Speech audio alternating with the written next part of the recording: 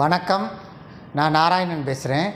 இன்றைக்கி ஃப்ரண்ட் லோடிங்கை பொறுத்த வரைக்கும் 6 kgலேருந்து 10 kg வரைக்கும் இருக்குது. அது போக பார்த்திங்கன்னா கலர்ஸும் பார்த்திங்கன்னா கேஜிக்கு தகுந்த மாதிரி கலர்ஸ் மாறுது. அது போக பார்த்திங்கன்னா கேஜிக்கு தகுந்த மாதிரி என்ன பண்ணுறாங்கன்னா ப்ரோக்ராமும் மாறுது. இப்போ 6 kgன்னு வர்றப்போ உங்களுக்கு வந்து 8 ப்ரோக்ராமு, அப்புறம் அப்படியே கேஜி கூட 8, 10, 12, 14 அப்படிங்கிறப்ப மாறிக்கிட்டே இருக்குது. ஆனால் வாஷிங் ரிசல்ட்டை பொறுத்த வரைக்கும் பேசிக் மாடல் என்ன வாஷிங் ரிசல்ட்டோ அதுதான் கடைசி மாடல் வரைக்கும் வரும். அப்போ கஸ்டமருக்கு எது பிடிச்சிருக்கோ அதுக்கேற்ற மாதிரி எடுத்துடுறாங்க. ஆனால் எல்லா மாடல்களையும் பார்த்திங்கன்னா நம்ம என்ன சொல்லியிருக்கோம் அப்படின்னா, வாஷிங் மிஷினை பொறுத்த வரைக்கும் 40 சைக்கிளுக்கு ஒரு தடவை டப் க்ளீன் பண்ணணுன்னு இருக்கோம்.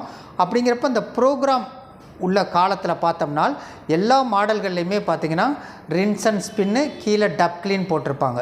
ஆனால் அப்படிங்கிறப்ப இது வந்து நம்ம இந்த இடத்துல நான் இந்த நாப்பை கொண்டு வந்துட்டு இங்கே வச்சுட்டேனால் இது ரின்ஸ் அண்ட் ஸ்பின்னாக வேலை செய்யுமா, டப் க்ளீனாக வேலை செய்யுமாங்கிறதுக்கு நிறைய பேருக்கு இது ஒரு கன்ஃபியூஷன்.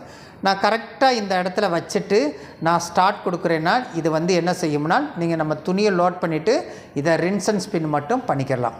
அப்போ நான் டப் க்ளீன் பண்ணேன்னா நம்ம துணிகள் எதுவுமே போடாமல் கரெக்டாக நான் இந்த இடத்துல வச்சுட்டு என்ன பண்ணுறேன் அப்படின்னா, அதுக்காகத்தான் இந்த இடத்துல உங்களுக்கு வந்து டிஸ்பிளேக்கு மேலே போட்டிருப்பாங்க press on hold temperature 3 second அப்படிங்கிறப்ப நான் என்ன பண்ணுறேன்னா இந்த டெம்பரேச்சரை 3 செகண்ட் நான் லாங் ப்ரெஸ் பண்ணுறேன் அப்படின்னா இது வந்து டப் க்ளீனாக மாறிடும்.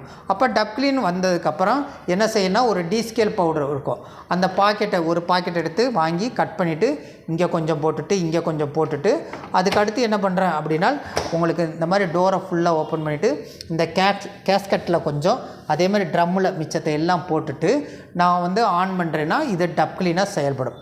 அதுக்கப்புறம் பார்த்திங்கன்னா இந்த டப் க்ளீன்லேயே நம்ம என்ன பண்ணோம்னா டெம்பரேச்சரை நம்ம வேரியேஷன் பண்ணிக்கலாம். அப்படிங்கிறப்ப உங்களுக்கு வந்து 60 டிகிரி இல்லை எனக்கு இன்னும் கொஞ்சம் டெம்பரேச்சரை கூட்டணும் அப்படின்னா நீங்கள் 95 டிகிரி கூட நம்ம செலக்ட் பண்ணிக்கலாம். அப்போ டெம்பரேச்சர் கூட டைமிங் கூடும். இல்லைங்க எனக்கு கோல்டுலே பண்ணணும் அப்படின்னாலும் பண்ணிக்கலாம். ஆனால் எப்பயுமே கோல்டு வாட்டரை விட கொஞ்சம் ஹாட் வாட்டரில் பண்ணுறது தான் டப் க்ளீன்கிறது. உங்களுக்கு வந்து டப்பை நீட்டாக உங்களுக்கு வந்து வாஷ் பண்ணி கொடுக்குறப்ப எந்த விதமான சுமலும் இருக்காது, அதே மாதிரி பிசுபிசுப்பு தன்மை இருக்காது, அதே மாதிரி கரைகள் எதுவும் படியாது. அப்படிங்கிறப்ப உங்களுக்கு வாஷிங் மிஷின் வாங்குகிறப்ப என்ன வாஷிங் ரிசல்ட்டோ அது கண்டினியூஸாக இருக்கும். இது ட்ரெஸ்ஸுக்கும் வாஷிங்கை இம்ப்ரூவ் பண்ணுறதுக்கு ஹெல்ப்பாக இருக்கும். வாஷிங் மிஷினோட லைஃப்பை இம்ப்ரூவ் பண்ணுறதுக்காகவும் இந்த டப் க்ளீன்கிறது ரொம்ப அவசியம். 40 சைக்கிளுக்கு ஒரு தடவை பண்ணணும். அதை எப்படி பண்ணணுங்கிறது ப்ராப்பராக உங்களுக்கு எஜுகேட் பண்ணியிருக்கேன். பிடிச்சிருந்தால் லைக் பண்ணி கமெண்ட் பண்ணி ஷேர் பண்ணுங்கள். நன்றி.